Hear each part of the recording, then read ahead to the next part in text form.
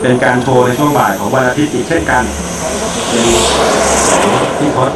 กับพี่เอนะครับผ่านแผงเนี่ยครับผ่านแผงนะครับบินเกาะหมู่2 ลำก็คือพยายามหาค่าสิ่งที่ไม่เจอนะครับเราไปดูกันที่นะครับลายพานสีเขียวกับสีไข่ไก่ที่สวยงามออกแนวดุนะครับ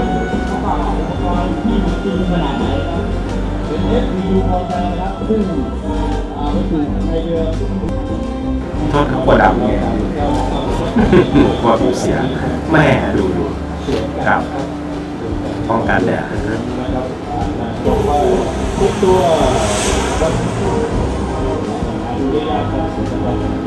น่าจะเป็นไฮไลท์อีกคู่นึงเลยครับในงานเป็นโชว์พิเศษพูดง่ายๆที่เตรียมมาเป็นพิเศษสำหรับในงานนี้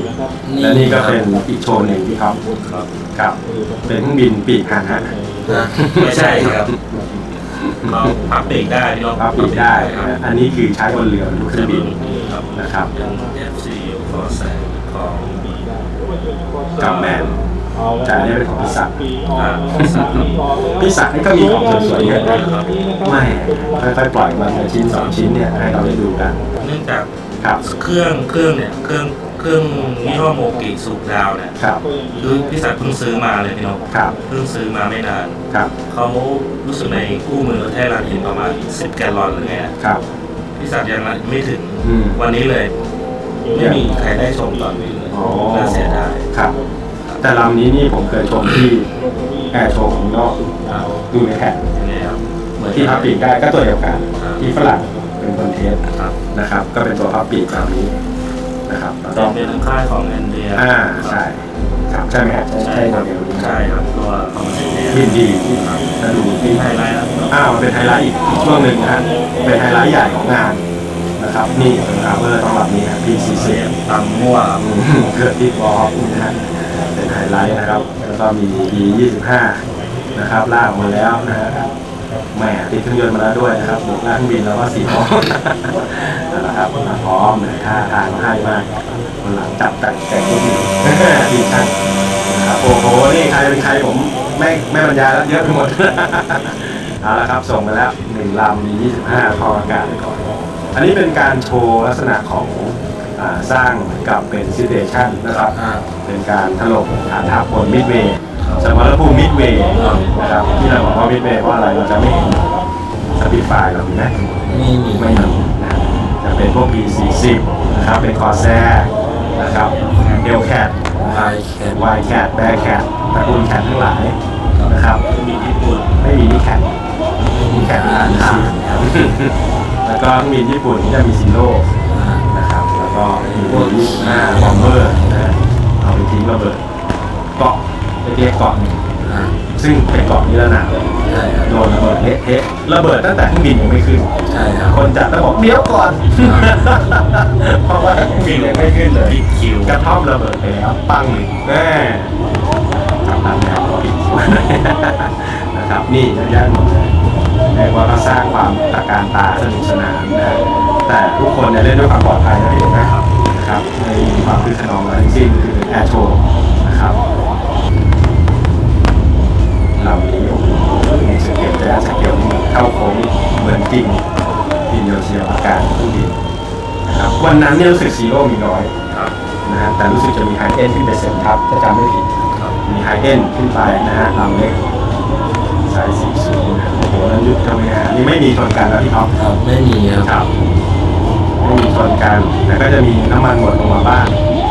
ปีก่อนหน้านี้ก็สนุกนะครับมีน้ำมันหมดมีอะไรกันเยอะแยะหมดมีเครื่องบินโฟมที่เอาไปบินพีชีพก็มีเครื่องบินเซ่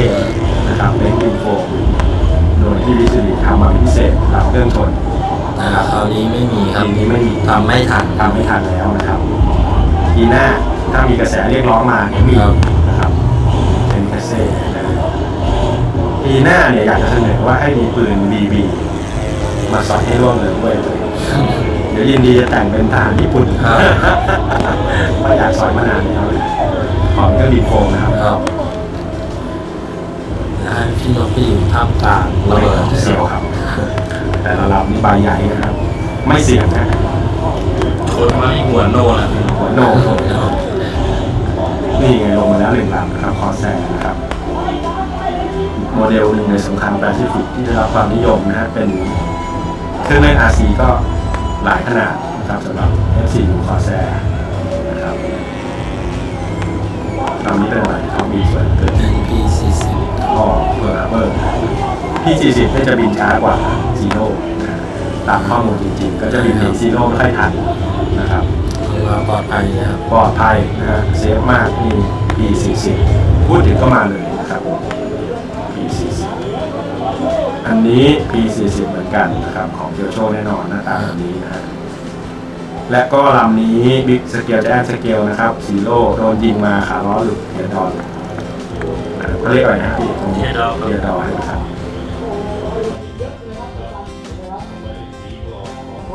ลงมาอีกแล้วครับอันนี้โอ้โหความเร็วสูงมากเบรกไหวไหม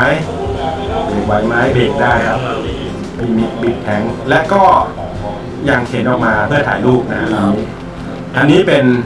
ภาพบรรยากาศครับก่อน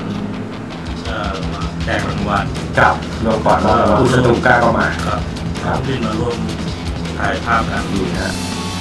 ส่วนที่ความเร็วสู เครื่อง ง บิน ครับ เยอะมากเลยครับ ดีครับอ๋อนี่นะรวมมูลค่าได้ไหมครับพี่เอ